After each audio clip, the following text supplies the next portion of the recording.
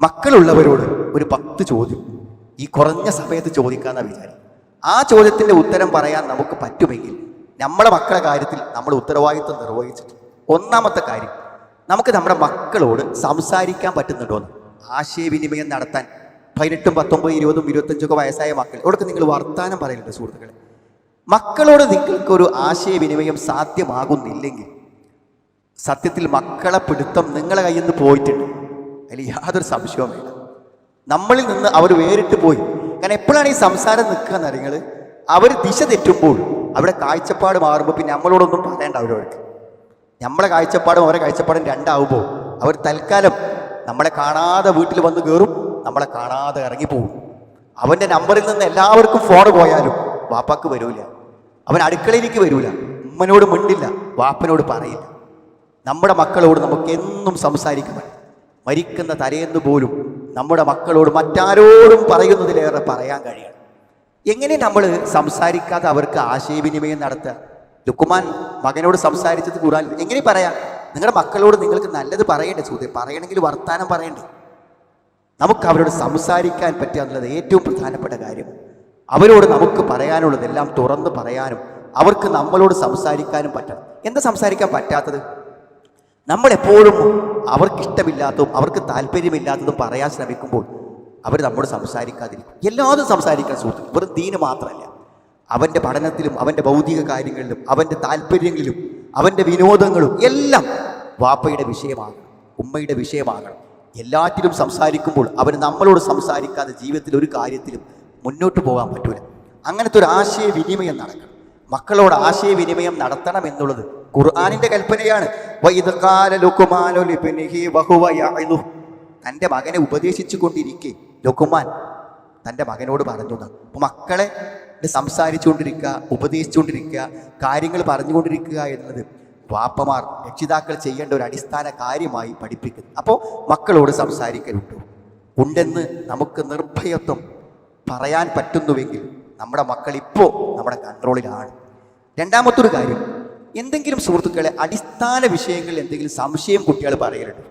ഇന്നത്തെ ഈ ലിബറലിസത്തിൻ്റെയും ദൈവനിഷേധത്തിൻ്റെയും ഒക്കെ ആശയങ്ങൾ ഇങ്ങനെ കൊണ്ടുനടക്കുന്നുണ്ട്. ഇപ്പോൾ കഴിഞ്ഞ റമദാനിക്ക് ഒരു വിദ്വാൻ പറഞ്ഞു, ഖുർആൻ്റെ പേരിലാണ്, ഖുർആൻ ഗവേഷണമായും ഖുർആൻ്റെ ഉത്സാരമാണ് അയാൾ പറഞ്ഞത്. ഖുർആൻ വെച്ചിട്ട് നോമ്പ് അത്ര നിർബന്ധമുള്ള കാര്യമില്ല, പ്രായശ്ചിത്തം കൊടുത്താലും മതി. ഈ നോമ്പ് എല്ലാവരും നോൽക്കണം എന്നില്ല. ഖുർആനിൽ നോമ്പ് നോൽക്കുന്നവർക്ക് നോൽക്കാം, ബാക്കിയുള്ളൊരു പ്രായശ്ചിത്തം കൊടുത്താൽ മതി, അത്രയേ ഉള്ളൂ. അല്ലാതെ നോമ്പ് എല്ലാവർക്കും ഖുർആൻ. പുതിയ പുതിയ ആശയങ്ങൾ പറയാണ് സുഹൃത്ത്. എന്തെങ്കിലും പുതിയ പുതിയ ആശയക്കുഴപ്പങ്ങൾ ആളുകളിൽ ഉണ്ടാക്കും. നമ്മുടെ കുട്ടികളിലൊക്കെ പെട്ടെന്നത് മനസ്സിൽ വരും. കാരണം അത്രമാത്രം പ്രചാരണങ്ങൾ സോഷ്യൽ മീഡിയയിൽ അതിനുണ്ട്. അതേപോലെ തന്നെ ലൈലത്തുൽ ഖദ്ർ എന്ന് പറഞ്ഞാൽ അത് ഖുർആൻ ഇറങ്ങിയ രാത്രി മാത്രമേ ഉള്ളൂ, പിന്നല്ല. പുതിയ പുതിയ ആശയങ്ങൾ പറയുമ്പോൾ ചിലപ്പോൾ കുട്ടികളെ അത് സ്വാധീനിക്കും. പിന്നെ എല്ലാ മതങ്ങളും ശരിയാണ്, നമ്മൾ ഇന്നൊരു മതം മാത്രമേ ശരിയുള്ളൂ എന്നൊക്കെ പറയുന്നത് അതൊക്കെ ഒരു തീവ്രവാദമാണ്. അപ്പോൾ ചിലപ്പോൾ ഇങ്ങനത്തെ ചില ആശയങ്ങൾ കേൾക്കുമ്പോൾ ശരിയാന്ന് തോന്നും. നമ്മൾ മനസ്സിലാക്കേണ്ടത് നമ്മുടെ മക്കൾക്കുണ്ടാവേണ്ട അടിസ്ഥാന ബോധം എന്താണ്? അള്ളാഹു റസൂലും ഒരു കാര്യം പറഞ്ഞാൽ അതാണ് ശരി. അതിൻ്റെ അപ്പുറത്തേക്ക് അതിലെത്ര അയുക്തി തോന്നിയാലും അതെത്രമാത്രം നമ്മുടെ ബുദ്ധിക്ക് യോജിക്കാതെ വന്നാലും ഖുർആനിലുണ്ടോ അതിനേക്കാളും വലിയൊരു ശരിയില്ല. വമൻ അസ്തഖു മിനല്ലാഹി ഖീല, അള്ളാഹുവിനേക്കാളും സത്യം പറയുന്ന മറ്റൊരാളില്ല. നബി സ്വല്ലല്ലാഹു അലൈഹി വസല്ലമയെക്കാളും ശരിയായ വഴി പറയാൻ മറ്റൊരാളില്ല. അതാണ് അടിസ്ഥാനപരമായ വിശ്വാസം. ഇത് ഉള്ളിലില്ലെങ്കിൽ നമ്മുടെ കുട്ടികൾ സംശയാലുക്കളാണ്. അങ്ങനെ സംശയാലുക്കളാണോ ഉറപ്പ് നമ്മുടെ കുട്ടികൾ ദീനിൽ നിന്ന് തെറിച്ചു പോകും. അവരെ തിരിച്ചു കൊണ്ടുവരാൻ പറ്റില്ല. അടിസ്ഥാന വിശ്വാസങ്ങൾ അവർക്കുണ്ടാക്കുക എന്നുള്ളത് പ്രധാനപ്പെട്ട കാര്യം. അതിൽ സംശയമില്ലാത്തവരാണ് നമ്മുടെ മക്കൾ. മൂന്നാമത്തൊരു കാര്യം, ദീനിനെക്കുറിച്ചും ദീനിൻ്റെ ആളുകളെക്കുറിച്ചും നമ്മൾ സംസാരിക്കാറുണ്ടോന്നാണ്. എങ്ങനെ ദീൻ എന്ന് പറയുമ്പോൾ ഇപ്പം എന്താ, നമ്മൾ ഈ നാടുകളിൽ ഇസ്ലാമിക പ്രസ്ഥാനങ്ങൾക്കാണ് നമ്മളിപ്പോൾ ദീൻ എന്ന് പറയാം, അല്ലേ? ഏതെങ്കിലും ഒരു വിഭാഗമായിരിക്കും. ഒരു പള്ളിയാണെന്ന് കണ്ടാൽ ആ പള്ളിക്ക് ഒരു സംഘടന ഉണ്ടാവും, അല്ലാതെ ഒരു പള്ളി ഉണ്ടാവും. അപ്പോൾ നമുക്ക് എല്ലാ സംഘടനക്കാരോടും വെറുപ്പാണ്. ഇതൊക്കെ ഗ്രൂപ്പീസാണ്, ഇതൊക്കെ നേതാക്കന്മാരെ ദുനിയാവ് നേടാൻ വേണ്ടി, അവർക്ക് സിന്ദാബാദ് വിളിക്കാൻ ആളുണ്ടാക്കാനാണ്. ഇങ്ങനെ അവമതിപ്പുണ്ടാക്കിയിരിക്കാൻ ഏതൊക്കെ പണ്ഡിതന്മാരും ഏതൊക്കെ പ്രസ്ഥാനക്കാരും ഏതൊക്കെ മത നേതാക്കളുണ്ടോ അവരെക്കുറിച്ചൊക്കെ അവമതിപ്പുണ്ടാക്കിയിരിക്കും. അപ്പോൾ നമ്മുടെ കുട്ടികൾക്ക് ആരെയും അറിയില്ല. നമ്മുടെ കുട്ടികൾക്ക് ഒരു ദീനിൻ്റെ ആൾക്കാരെ അറിയില്ല. അവരാരുടെയും പ്രഭാഷണങ്ങൾ കേൾക്കുന്നില്ല, ഒരാളുടെയും പ്രസംഗം അവർ കേൾക്കുന്നില്ല. കാരണം എന്താ? ഇതൊക്കെ ഗ്രൂപ്പിസമാണ്, പ്രശ്നമാണ്. ഈ ഒരു മനസ്സ് കുട്ടികൾക്ക് ഉണ്ടാക്കിയാൽ സുഹൃത്തുക്കൾ അവർ ദീനുണ്ടാവില്ല. പിന്നെ അവരെവിടുന്നത് കേൾക്കുക? എല്ലാ സോഴ്സുകളെയും നമ്മൾ അവർക്ക് അന്യമാക്കി കളഞ്ഞാൽ അവർക്ക് എവിടുന്നത് കിട്ടുക? എവിടുന്ന് കിട്ടും? അപ്പോൾ ദീനിൻ്റെ ആളുകളെക്കുറിച്ചും ദീനിൻ്റെ കാര്യങ്ങളെക്കുറിച്ചും ദീനിയായ സോഴ്സുകളെക്കുറിച്ചൊക്കെയുള്ള ചർച്ചകൾ നമുക്കിടയിൽ നടക്കുമ്പോൾ മാത്രമേ നമ്മുടെ കുട്ടികൾക്ക് അതുമായി ബന്ധമുണ്ടാവൂ. അതിനെക്കുറിച്ച് അപമതിപ്പ് സൃഷ്ടിക്കാതെ മതിപ്പുണ്ടാക്കാൻ ശ്രമിക്കും. പിന്നെ നോക്കൂ, നിങ്ങൾ നാലാമത്തൊരു കാര്യമായി തോന്നിയത്, ഈ കുട്ടികൾക്ക് നല്ല സമയമാണ്, അവർക്ക് നല്ല ആരോഗ്യവും നല്ല ഊർജ്ജവും നല്ല ചിന്താശേഷിയും ഒക്കെ ഉണ്ട്. സുഹൃത്തുക്കൾ, അത് ഉപയോഗപ്പെടുത്താൻ അവർക്ക് താല്പര്യമുള്ള ഏത് മേഖല, നിങ്ങളുടെ കുട്ടിക്ക് താല്പര്യമുള്ള കാര്യം എന്താ? അത് നമുക്ക് അറിയണ്ടേ സുഹൃത്തുക്കളെ? നമ്മുടെ മക്കൾക്ക്, നമ്മുടെ മകൾക്കും മകനും ഏറ്റവും താല്പര്യമുള്ളത് എന്താണ്? ആ താല്പര്യം എന്താണെന്ന് മനസ്സിലാക്കി അത് തെറ്റല്ലാത്തൊരു കാര്യമാണെങ്കിൽ നമ്മൾ അതിന് പ്രോത്സാഹനവും അതിന് കൂടെ നിൽക്കുകയും ചെയ്യുമ്പോൾ മാത്രമേ അവർ മുന്നോട്ട് പോകും. അതിനെ തടസ്സപ്പെടുത്താനാണ് ശ്രമിക്കുന്നത്, അവനൊരിക്കലും നമ്മൾ അനുസരിക്കൂല. നല്ല എന്തെങ്കിലും കാര്യങ്ങളിൽ സമയം വിനിയോഗിക്കുന്ന ഒരു അവസ്ഥ, വെറുതെ വീട്ടിൽ നിന്ന് ഫോൺ നോക്കുക, അങ്ങാടിക്കൂടി നടക്കുക, ഇതിൻ്റെ അപ്പുറത്തേക്ക് സീരിയസ് ആയി ഗൗരവപരമായ ഏതെങ്കിലും ഒരു കാര്യത്തിൽ താല്പര്യമില്ലാതെ നമ്മുടെ കുട്ടികളെ ഇന്നത്തെ കാലത്ത് നിയന്ത്രിച്ച് കൊണ്ടുപോകുക നമുക്ക് പ്രയാസമാണ്. ആലോചിച്ചു നിങ്ങൾ, അഞ്ചാമത്തെ ഒരു കാര്യം, നിങ്ങളുടെ മക്കളെക്കുറിച്ചുള്ള ലക്ഷ്യം എന്താണ്? അത് ഖുർആനികമായൊരു ചോദ്യം. നമ്മുടെ മക്കൾ എന്താ ആവേണ്ടത്? എന്താണ് ആ മക്കളെ കൊണ്ട് നമ്മൾ ഉദ്ദേശിക്കുന്നത്? ഏത് മക്കളില്ലാത്ത സമയത്ത് മക്കൾക്ക് വേണ്ടി പ്രാർത്ഥിച്ചപ്പോൾ പോലും ഇബ്രാഹിം നബി എങ്ങനെ പ്രാർത്ഥിച്ചത്? റബ്ബി ഹബ്ലി മിനസ് സാലിഹീൻ, റബ്ബേ എനിക്കൊരു നല്ല കുട്ടിയെ കൊണ്ട്, ഒരു സാലിഹായ സന്താനം, ഒരു നല്ലവനായ ഒരു മകൻ. നമ്മൾ ആഗ്രഹിക്കില്ല സുഹൃത്തുക്കളെ?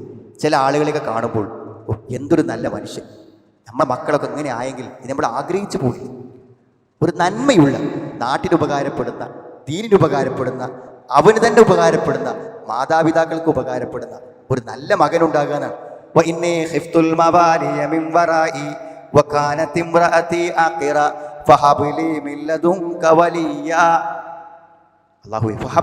നീ എനിക്ക് തരണം, നിന്റെ അടുക്കൽ നിന്ന് നീ എനിക്ക് ഒരു സന്താനത്തെ തരണം എന്ന് അള്ളാഹുവോട് ചോദിക്കുക. ആ സന്താനം എങ്ങനത്തവനാകണം? കുട്ടി ഉണ്ടായിട്ടില്ല സുഹൃത്തുക്കളെ. 6-ാം വയസ്സിൽ ഏത് സ്കൂളിൽ ചേർക്കണം എന്ന് ആലോചിക്കുമ്പോഴല്ല, കുട്ടി ഉണ്ടായിട്ടില്ല. സക്കരിയ നബി ഒരു കുട്ടിക്ക് വേണ്ടി ചോദിക്കുമ്പോൾ പറയാണ്,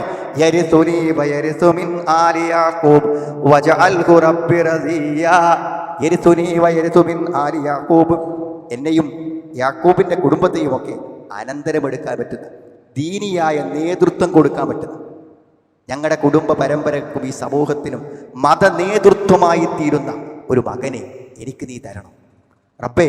നീ തൃപ്തിപ്പെടുന്ന, നിന്നെ തൃപ്തിപ്പെടുന്ന ഒരു നല്ല സന്താനത്തെ നീ എനിക്ക് തരണം എന്നാണ് ചോദിച്ചു. മക്കളെ നല്ലവരാകണം എന്ന് ആഗ്രഹിച്ച് ലക്ഷ്യത്തോടെ വളർത്തുമ്പോഴേ എന്ത് ചെയ്യുള്ളൂ? മറ്റൊരു കാര്യം, നിങ്ങളുടെ മക്കളെ കൂട്ടുകാരെ നിങ്ങൾക്കറിയില്ലേ സുഹൃത്തുക്കളെ? അവരെ നിങ്ങൾ ഇഷ്ടപ്പെടുന്നുണ്ടോ? ആ കൂട്ടുകാരെ, അവരൊപ്പം നിങ്ങളുടെ മകൻ നടക്കുന്നത് നിങ്ങൾ ഇഷ്ടപ്പെടുന്നുണ്ടോ എന്ന് പറഞ്ഞാൽ, നിങ്ങൾക്ക് ഇഷ്ടപ്പെടാവുന്ന കൂട്ടുകാരുടെ കൂടെയാണോ അവൻ എന്ന് നിങ്ങൾ ആലോചിക്കണം. അല്ലാന്നുണ്ടെങ്കിൽ നമുക്ക് ആ മക്കളെ തിരിച്ച് കിട്ടൂല സുഹൃത്തുക്കൾ. ഒരു കുട്ടികൾക്ക് ക്ലാസ് എടുക്കുന്ന ഒരാൾ കുട്ടികളോട് ചോദിച്ചൊരു ചോദ്യമാണ്, ലഹരി ഭയങ്കര ആസ്വാദനമുള്ളതാണെന്ന് പറയണം. ലഹരി ഒരിക്കലെങ്കിലും ഒന്ന് ആസ്വദിക്കണം എന്ന ആഗ്രഹമുള്ള ആളുകളൊക്കെ ഒന്ന് കൈപൊന്തിക്കണം എന്നാണ്. ആരും കൈപൊന്തിക്കാതിരുന്നില്ല എന്നാണ്. അവരാരും ലഹരി ഉപയോഗിക്കുന്ന ആൾക്കാരൊന്നല്ല. പക്ഷെ എന്നാൽ ലഹരി എപ്പോഴെങ്കിലും ഒന്ന് അതിൻ്റെ രുചി അറിയാൻ ആഗ്രഹിക്കുന്ന, അപ്പം ആ ഒരു ആഗ്രഹം എല്ലാവരുടെയും മനസ്സിലുണ്ട്. അതെപ്പോഴാണ് പൂർത്തീകരിക്കപ്പെടുക? നിങ്ങൾ അവനൊരു കൂട്ടുകാരനെ കിട്ടുമ്പോൾ, ഒരു കൂട്ടുകാരനെ കിട്ടുമ്പോൾ അവൻ്റെ തെറ്റായ എല്ലാ ആഗ്രഹങ്ങളും അവൻ പൂർത്തീകരിക്കും. അതുകൊണ്ട് കൂട്ടുകാരാരെന്നുള്ളത് പ്രധാനം. നമ്മളെ കുട്ടികളൊപ്പം ആരാണ് നടക്കുന്നത് എന്നാണ്. അനിൽ മർഇ ലാ തസ്അൽ വസൽ അൻ കരീനിഹി ഫകുല്ലു കരീനിൻ ഫിൽ മുഖാരീനി യഖ്തദി.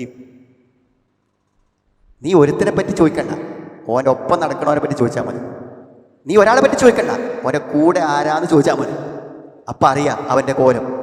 എൻ്റെ കുട്ടി ഓലപ്പ നടക്കണത്, പക്ഷെ ഓൻ അത്ര മോശമൊന്നല്ല, ഓലമാരിയല്ല.